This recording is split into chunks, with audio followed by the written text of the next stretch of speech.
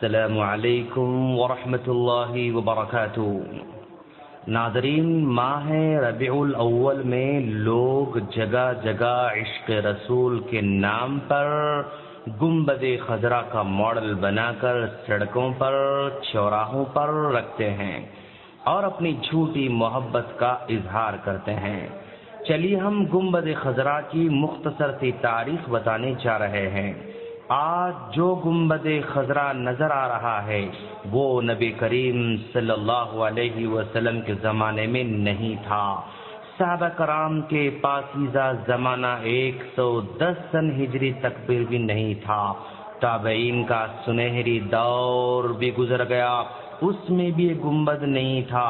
امام ابو حنیفہ رحمہ اللہ، امام مالک رحمہ اللہ، امام شافعی رحمہ اللہ، امام احمد بن حنبل رحمہ اللہ، امام بخاری رحمہ اللہ، امام مسلم رحمہ اللہ، امام ترمذی رحمہ اللہ، امام نسائی رحمہ اللہ، حتیٰ کہ شیخ عبد القادر جیلانی رحمہ اللہ کی پیدائش سن 661 سن ہجری میں ہوتی ہے۔ اس وقت بھی کوئی گنبد نہیں تھا۔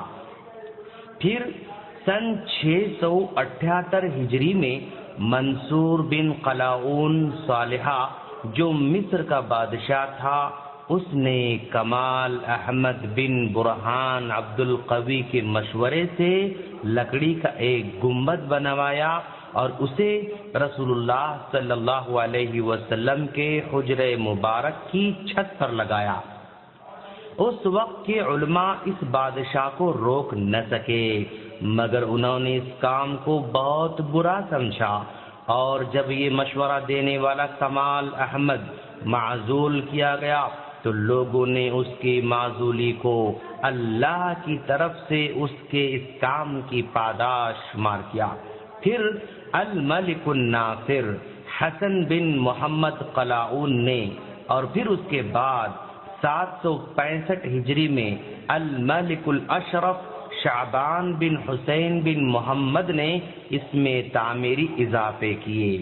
سن 881 میں سلطان قائتبائی نے اس کی مرمت کی، اور سن 886 ہجری میں مسجد نبوی میں آگ لگی تھی تو گنبد کا ایک بڑا حصہ جل گیا تھا، اور اس کے بعد 887 ہجری میں پھر دوبارہ اس کی مرمت کی گئی، اور 892 میں سلطان قائتبائی نے مضبوط گنبد بنا دیا۔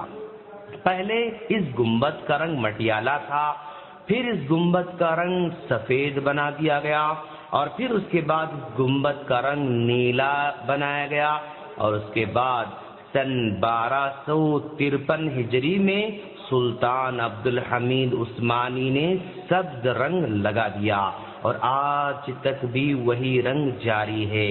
تاریخ میں جیسے جیسے رنگ بدلتے گئے اس گنبد کا نام بھی بدلتا گیا۔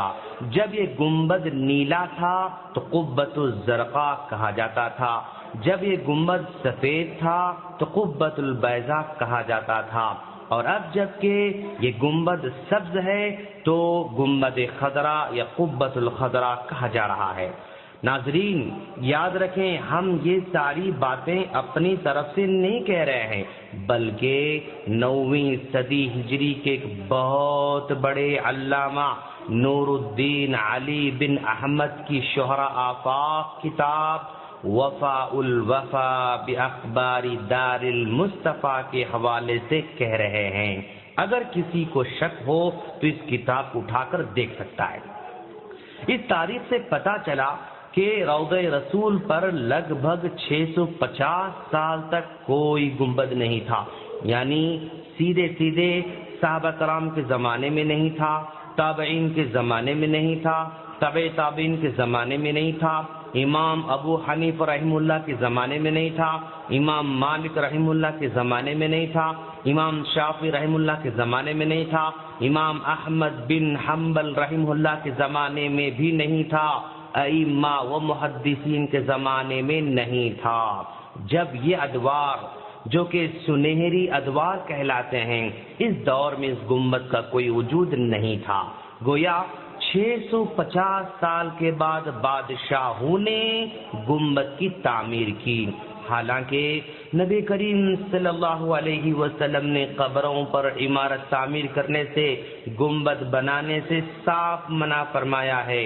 ان بادشاہوں نے نبی کریم صلی اللہ علیہ وسلم کے حکم کی صاف خلاف ورزی کرتے ہوئے گنبدوں کی تعمیر شروع کر دی، اور اللہ ہدایت دے ان گمراہ شعراؤں کو جنہوں نے نبی کریم صلی اللہ علیہ وسلم کی سیرت کو چھوڑ کر ساری کی ساری شاعری گنبد خضرا پر صرف کر دی، نبی کے اخلاق بتانے کے بجائے، نبی کے کردار بتانے کے بجائے، نبی کے شب و روز بتانے کے بجائے ساری کی ساری شاعری گنبد پر صرف کر دی۔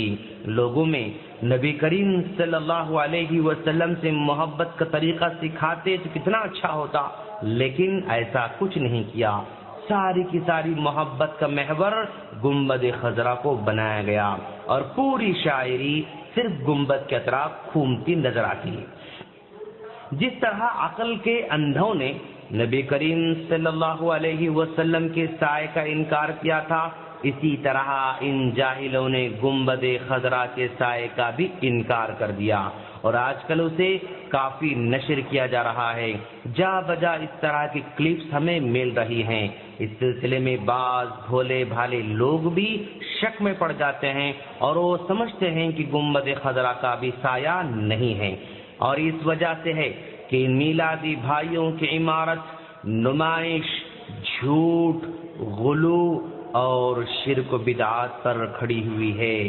اگر یہ نمائش نہ کریں تو حقیقت سے پردہ اٹھ جائے گا، یہ اگر جھوٹ نہ بولیں تو ان کے اپنے بھی ساتھ چھوڑ جائیں گے، اگر یہ ملمہ سازی نہ کریں تو عوام پر ان کا بطلان واضح ہو جائے گا، اگر یہ غلو نہ کریں تو نبی کے نام پر ان کا دنیاوی کاروبار بند ہو جائے گا، اگر شرک کی تبلیغ نہ کریں تو آمدنی بند ہو جائے گی۔ اسی لیے یہ بیچارے گنبد خضرا کا سہارا لے کر عوام کو دھوکہ دیتے رہتے ہیں۔ ہم اللہ سے دعا کرتے ہیں کہ باری تعالیٰ تو ہم تمام کو دین کی صحیح سمجھ عطا فرما، آمین۔ السلام علیکم ورحمۃ اللہ وبرکاتہ۔